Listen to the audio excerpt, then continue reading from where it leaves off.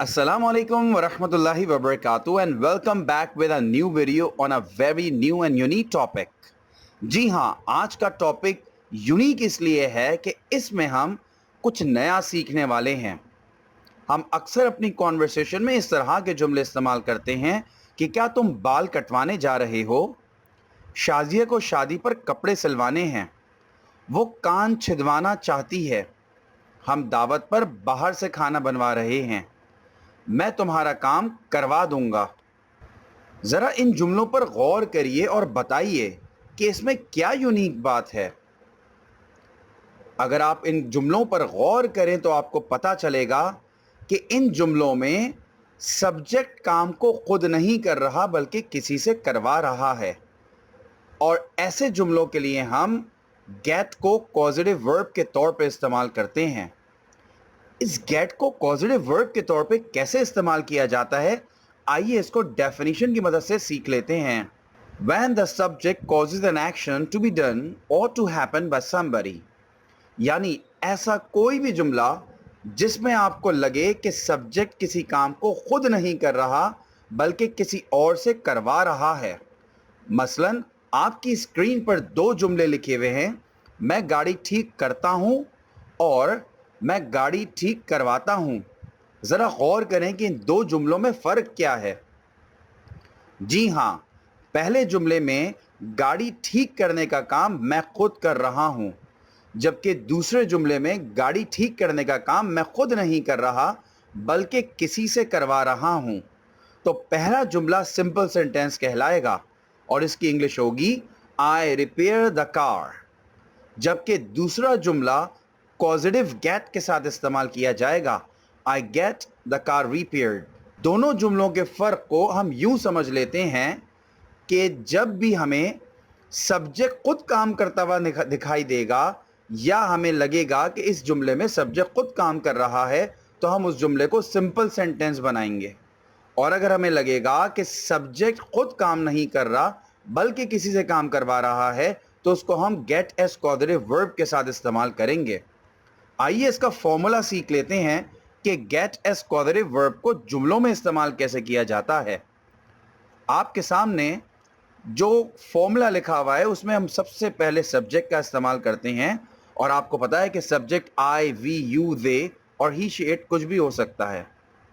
उसके बाद हम गेट को कॉजेटिव वर्ब के तौर पे इस्तेमाल करते हैं और उसके बाद ऑब्जेक्ट यानी कि जिस पर भी कोई काम करवाया जा रहा है और आखिर में वर्ब इस्तेमाल करते हैं। ये वर्ब अपनी थर्ड फॉर्म में आता है और ये गेट कॉजेटिव वर्ब के फॉर्मूले का हिस्सा है। तो याद रखिएगा कि जब भी आप गेट को कॉजेटिव वर्ब के तौर पे इस्तेमाल करेंगे तो ऑब्जेक्ट के बाद इस्तेमाल होने वाला वर्ब हमेशा वर्ब की थर्ड फॉर्म में होगा। For example, I get the car repaired, मैं गाड़ी ठीक करवाता हूँ। आप देख सकते हैं कि गेट यहाँ पर मेन वर्ब है जो कि कॉजेटिव वर्ब है।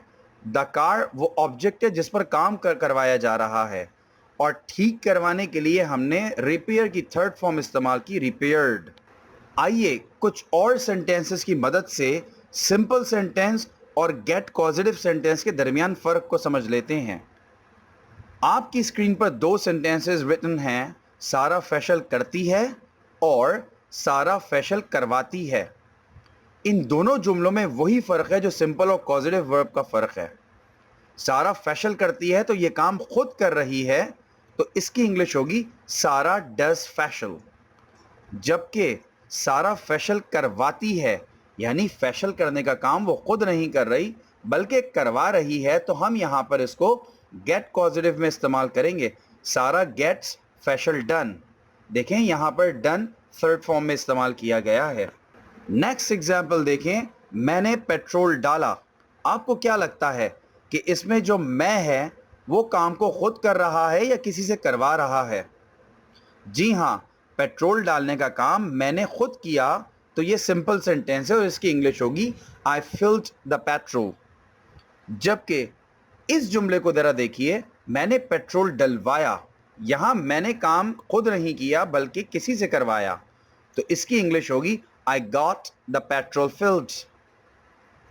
एक और एग्जाम्पल आपकी स्क्रीन पे मौजूद है, उसने काफ़ी बनाई। تو کافی بنانے کا کام اس نے خود کیا تو اس کی انگلش ہوگی he made the coffee، جو کہ ایک سمپل سینٹینس ہے. جبکہ اس جملے کو دیکھیے، اس نے کافی بنوائی، he got the coffee made.